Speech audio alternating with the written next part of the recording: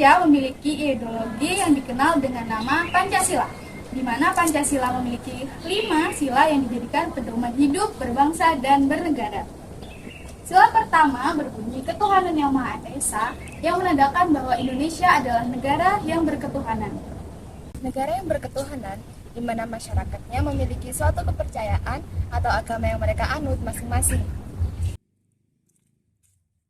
Ada 6 agama yang resmi di Indonesia, yaitu Islam, Kristen Protestan, Katolik, Hindu, Buddha, dan Konghucu.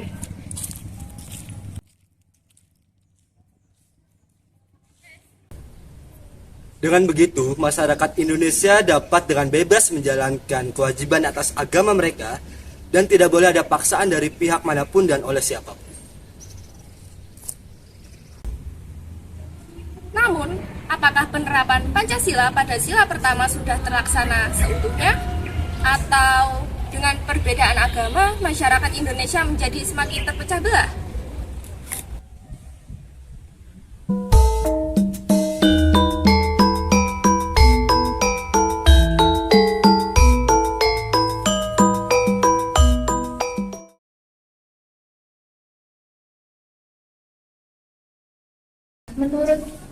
Menurut Anda, seberapa penting pemahaman terhadap sila pertama?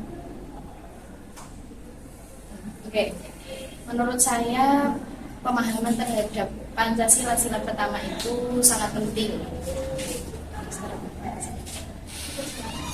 Karena ya Pancasila yang pertama itu kan bunyinya ketuhanan yang Maha Esa. Jadi kalau menurut saya Tuhan itu kan pencipta kita. Jadi ya untuk meyakini pencipta itu sangat penting.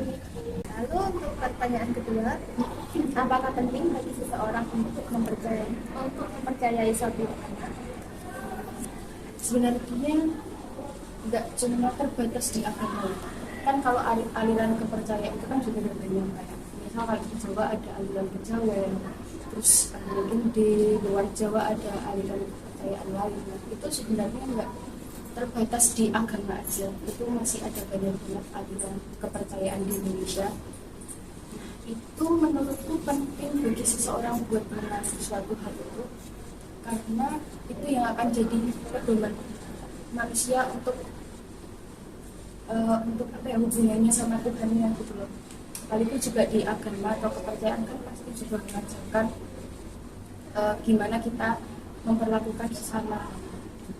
Jadi sebenarnya nggak terbatas di agama aja, tapi juga di kepercayaan. Terus masalah agama atau kepercayaan itu benar atau salah itu sebenarnya relatif kan. Kayak mungkin di agamaku benar, tapi mungkin di kepercayaan lain itu nggak benar. Itu kan tergantung dari kita mempercayainya gimana. Jadi kesimpulannya memeluk agama atau kepercayaan itu penting apa enggak? Karena itu yang jadi pedoman kita buat tahu antara benar. Pertanyaan nomor 3, bagaimana pendapat Anda terhadap orang yang beragama tetapi tidak melaksanakan kewajibannya? Nah, itu sebenarnya lebih ke pribadi ya. Kalau kita adalah penganut agama dan kita kurang bisa melaksanakan apa tadi? Kewajiban kita, ya itu hak pribadi. Jadi itu adalah ibadah itu urusan kita dengan Tuhan.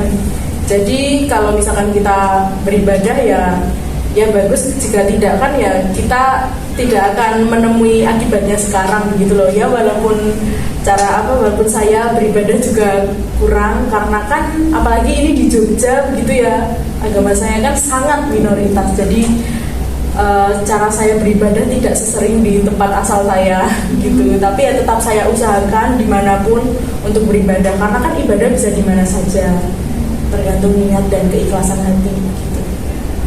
Sebagai orang yang berbeda agama dengan masyarakat Indonesia, apakah masih ada perlakuan diskriminatif dari lingkungan?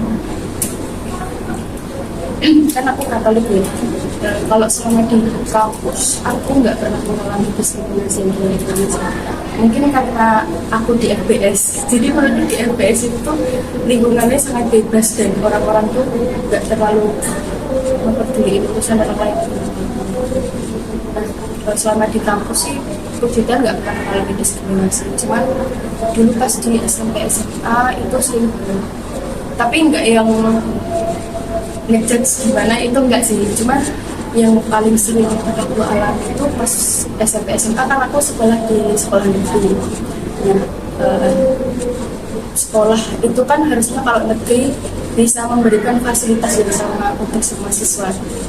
Tapi pada kenyataannya kita setiap kali pelajaran agama kita itu nggak pernah dapat ruang kelas.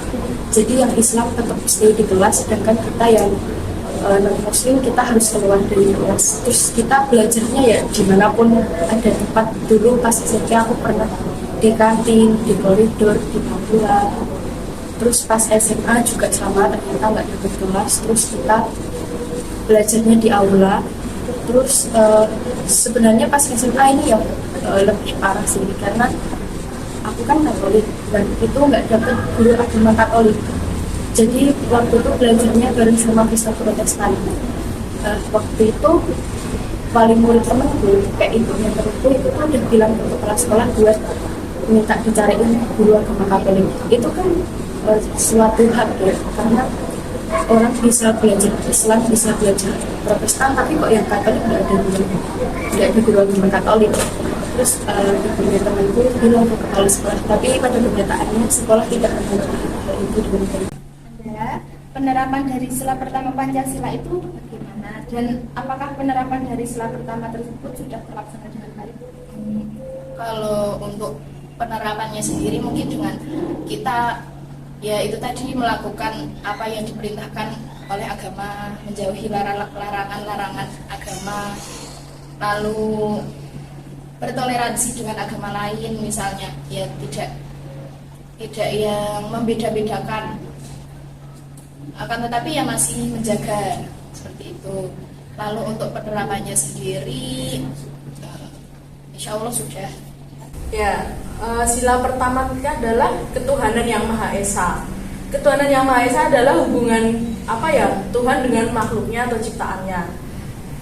Kalau menurut saya sebagai manusia ya sudah sewajarnya kita beribadah dan melaksanakan kewajiban kita, terus menjauhi larangannya. Ya begitu. Terus apa tadi selanjutnya? Apakah penerapan dari sila pertama tersebut sudah terlaksana dengan baik? Jika dari saya sendiri, jujur belum terlaksana dengan sangat baik ya. Ya sama dengan jawaban saya tadi, apalagi saya berada di lingkungan yang seperti ini yang mayoritas beragama adalah Muslim.